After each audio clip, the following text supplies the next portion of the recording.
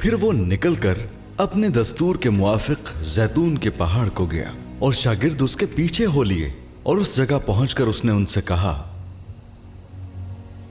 दुआ करो कि आजमाइश में ना पड़ो।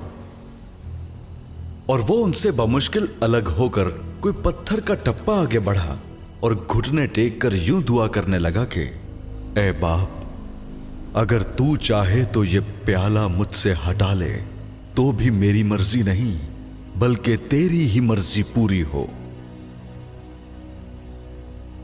और आसमान से एक फरिश्ता उसको दिखाई दिया। वो उसको तकवीयत देता था।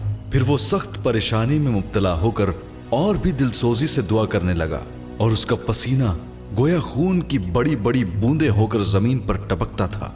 फिर वो आया और उन्हें सोते पाकर पतरस से कहा, ए शमाऊम, तू सोता है? क्या तू एक घड़ी भी न जाग सका? जागो और दुआ करो ताकि आजमाइश में न पड़ो।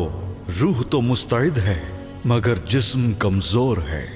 वो फिर चला गया और वही बात कहकर दुआ की और फिर आकर उन्हें सोते पाया, क्योंकि उनकी आंखें नींद से भरी थीं और वो न जानते थे कि उसे क्या जवाब दें। फिर तीसरी बार आकर उनसे कहा, अब सोते रहो और आराम करो, बस वक्त आ पहुंचा है। देखो, इब्ने आदम गुनहगारों के हाथ में हवाले किया जाता है।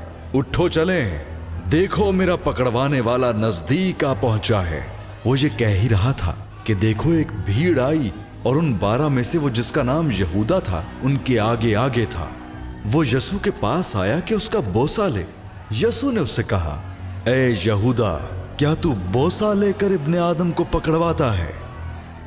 जब उसके साथियों ने मालूम किया कि क्या होने वाला है तो कहा, ए खुदावंद, क्या हम तलवार चलाएं? और उनमें से एक ने सरदार काहिन के नौकर पर चिल्लाकर उसका दाहिना कान उड़ा दिया।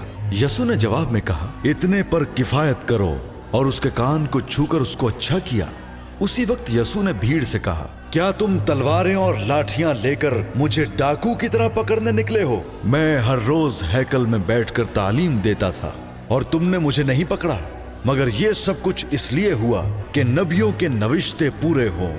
इस पर सब शागिर्द उसे छोड़कर भाग गए।